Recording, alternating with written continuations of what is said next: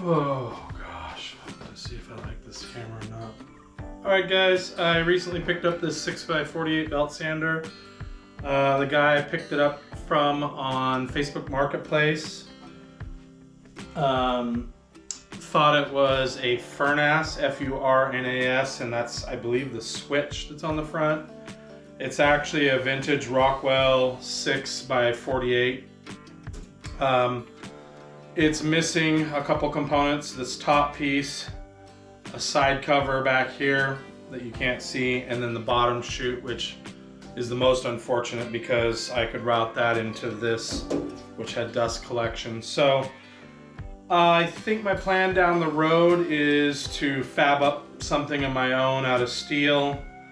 If I come across some good deals on eBay, I did see a bottom component for 75 bucks plus like another 50 shipping or something, but for now I'm just going to get it working and then we'll go from there. So I think I'm gonna restore it. I am not super motivated to do that. I might just clean it up and run it for now, and I don't know, I just haven't decided yet, but this video will document me tearing it down, fixing whatever's wrong with it, whatever's not tracking right.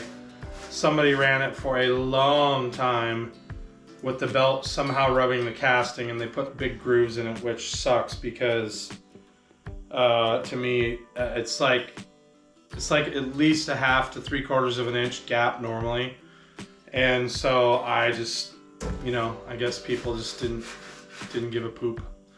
So anyways, we'll get on with it here. So it's got a belt that's just destroyed, and it seems to work fine. It definitely needs some cleaning. Got new, I got new 36 grit sandpaper. This was like, I think at one time this was 180 or 320, but it's now like, I don't know, like emery cloth. So, oh, it says 320. Man, this is worn out. So this is gonna go in the garbage, and we'll keep going. So we'll get a box here to put stuff in, kind of like old wood shop style. Leave that there.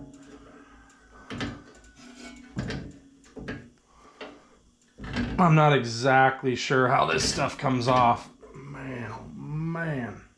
Since I have it handy, we'll repurpose my motor mount bolts bag. So this has a mix of hardware. I'm not too keen on flathead bolts. What in the world? We'll see what I'm gonna do here.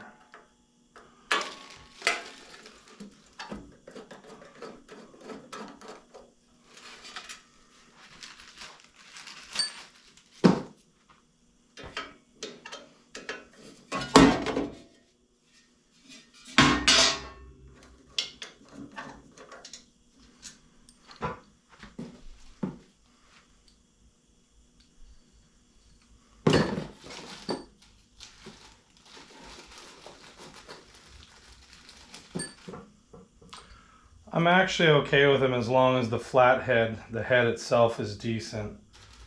These are like, I don't know if you'd call these grub bolts or what, but they've got a real tall, deep flat where someone replaced one of them with a dome head, and those things suck.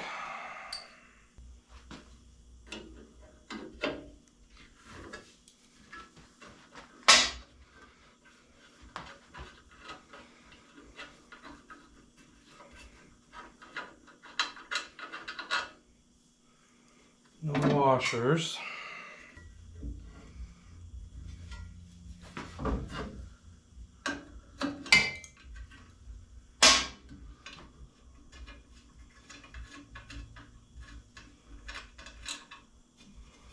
Probably braze. Can you guys see this? Probably braze this section right here.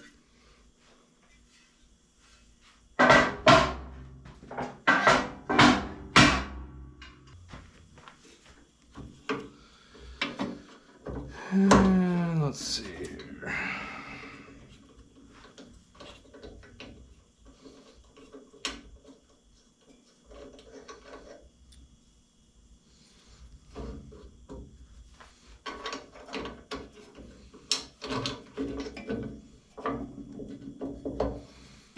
Should there be a spring in there?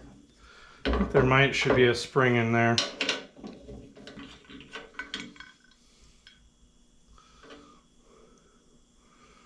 Oh yeah, we'll definitely be fixing that. I don't know how somebody mangled that so bad. All right, it's actually, if you get this cropped, if you go back there and look, it's... Oh. Hold on, let me make sure. Oh yeah. That bolt down there on the big drum is left-hand thread.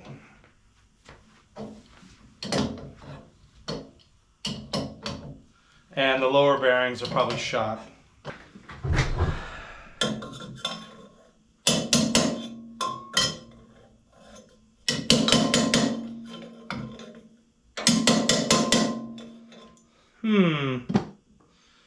Not coming off.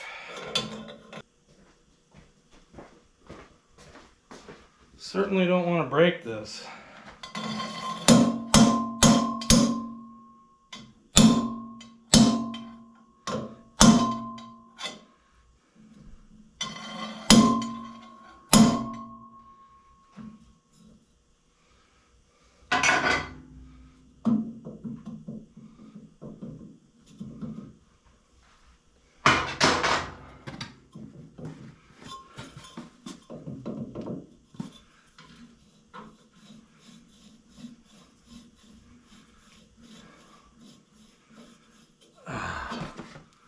Man, suck-y.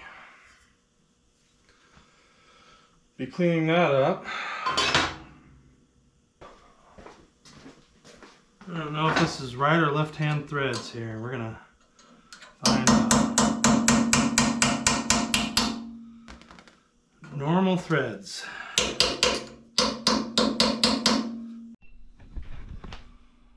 All right, I think on the last video I didn't show you guys everything. I'm not sure where I stopped on the belt sander, but I ended up taking everything apart. It's pretty straightforward. The only thing that was hard was the bearings. Let me see if I can find the shaft. So on this shaft, this side over here, the drum is mounted on, and that was hard to get off, and just some issues with the threads being galled up and catching on the inside bore. What was actually harder, this side is the drive side where the motor goes, and this nut was extremely tight, like off the chain. And what I was gonna originally do, and you can see hammering off one of the bearings, I nicked this up pretty good, but it doesn't do anything. I was going to originally repack these bearings, and then I bent one of the seals, and I bent that, hammering it off. It was actually hard to get off of the shaft. Part numbers are 87505 and I believe 87504. Now these bearings, if you can't tell, they've got an offset face here. I don't believe you need that. I can't see anything in the design of this shaft that requires that. The new bearings online that they list for those part numbers do not show. They don't show that inner ring being offset, so I'm not going to worry about that. I cleaned the shaft up. I'm going to clean all of the threads up best I can, and just clean, degrease, and then re-grease the things that need it. I think I'm going to paint the shaft where it does not have bearings, so it doesn't rust. There was definitely some surface rust on there. Just going to do some general cleanup. You got things like this someone you put this stud on there and it's all screwed up. A bunch of the threads are all flattened out and just crap. So gonna do some painting. I'm gonna paint this lower base here black, and I'm going to, I think, paint this red, and I may do some combination of black and red here. Yeah, like I said, everything was really easy to take apart. So probably not going to show you guys the painting portion. Just going to rattle can it. I have powder on order, but it's out right now. The color I picked for whatever reason is out. It's ink black, and so we'll just get these painted up in a rattle can. They're not going to see a lot of wear here in the shop as far as wear on the machine itself, other than the sandpaper. So we'll get that done. I haven't quite resolved what I'm going to do about the metal particles, because I'm going to use this a lot for metal, or almost exclusively for metal. So I have to figure that out. I haven't quite figured that out yet. So anyways.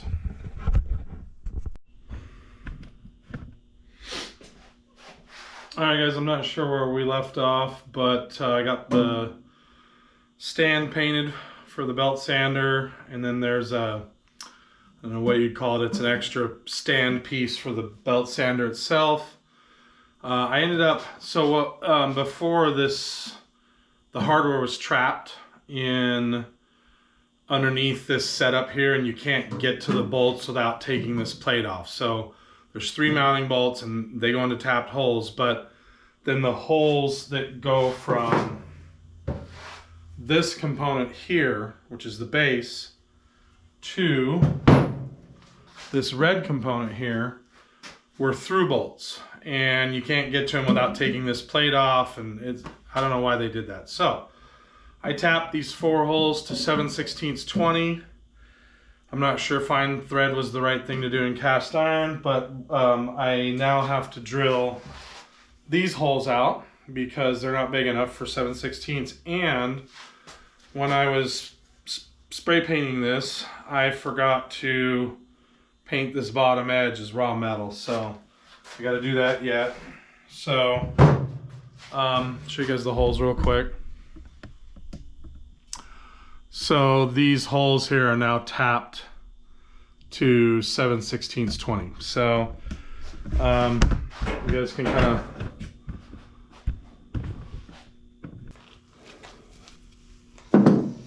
and this one's going to be kind of a pain in the butt. You guys even see that? Yes, you can.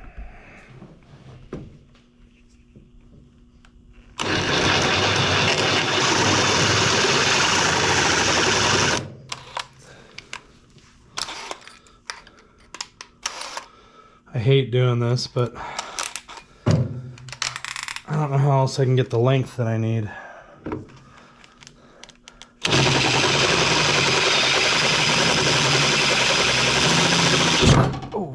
Oh.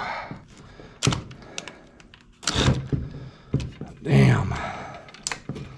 That's awesome.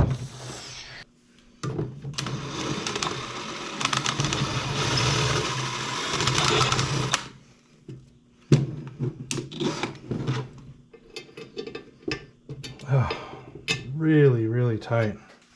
That is too tight. So we're gonna go up in size. Heavy breathing ensues.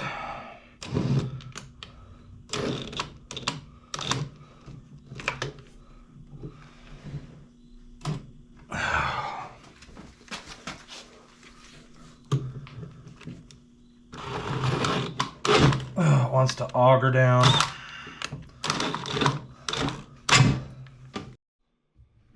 Alright, so that hand drilling crap with big drill bits is for the birds. So we'll go ahead and get this table up.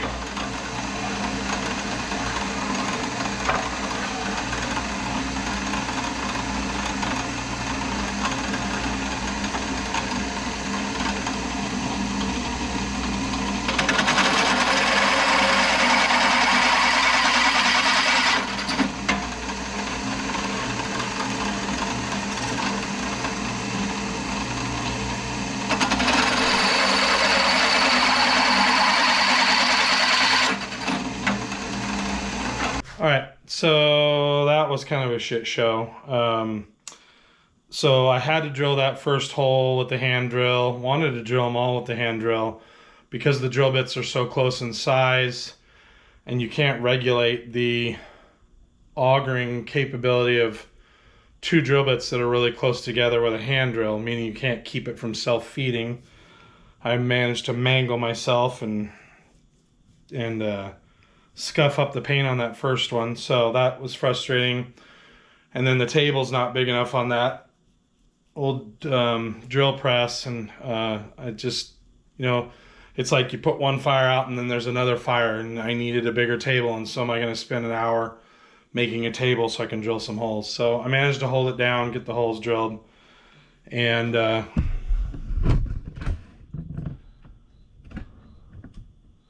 they fit. And these are AN washers, which means they're real narrow. And so we're going to, this still has to get painted. I'm going to go grab a countersink and countersink these and deburr them. And then this will still need to get painted on the bottom and the holes touched up. All right, so I'm just going to countersink these just a little bit, just to take the sharp edge off. All right, all we're doing right now is just checking to make sure the bolts thread in.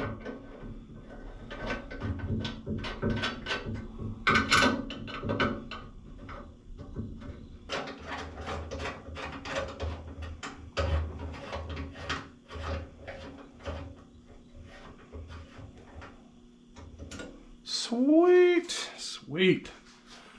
So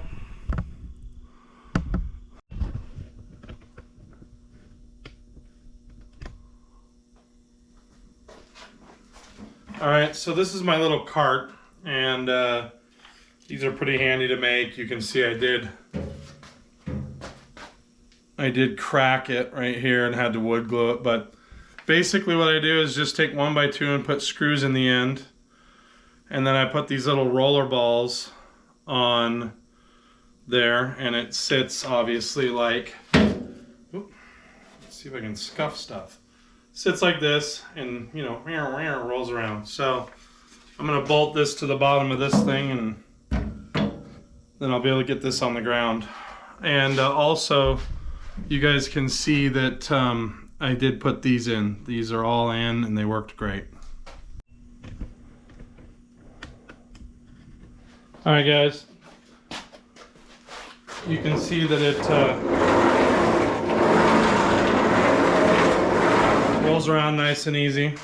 There's just 2 screws to hold it from slipping out from under the body, and we're gonna move on with getting more stuff painted and attached. We're gonna do the cast arm next, which is this piece right here. So we're gonna paint that next, and then we're probably gonna work on the platen and this cast piece here, and probably this arm here. So these 3 components are next.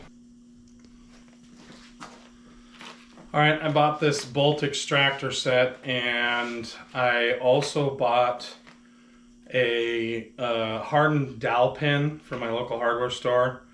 And I didn't know if I was going to be able to use the dowel pin. I have a bolt I'm trying to get out, and I'll show you guys that in a second. But I ended up not having to use this, and I thought it would be a video worth making. This was 15 bucks. The dowel pin was 55 cents, hardened dowel pin, and I'll show you guys what I was trying to get out. So there's this little bolt right there that I drilled a hole straight through, and you can see the dowel pin. So what I did is on this side I made flats, and that is so that I can use a crescent wrench to turn it. And then on this side over here I ground a square. So if you look in this kit, the way these kits work is this is a square, and I'm sure you guys have seen these before. And so basically I just ground the dowel to the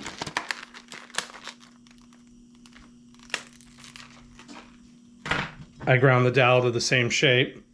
And I actually used a larger crescent wrench to get it started. And once I got it started, I used a smaller one to finish because it was hitting.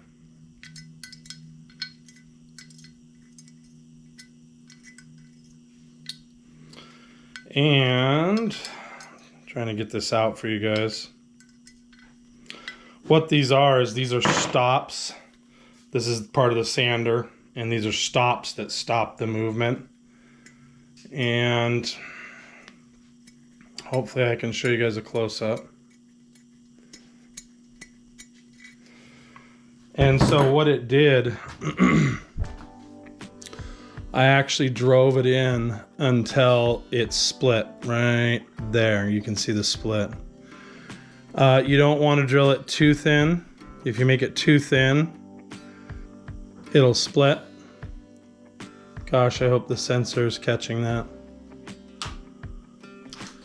I would recommend getting a little piece of dowel and making your own bolt extractor. You'll save 15 bucks.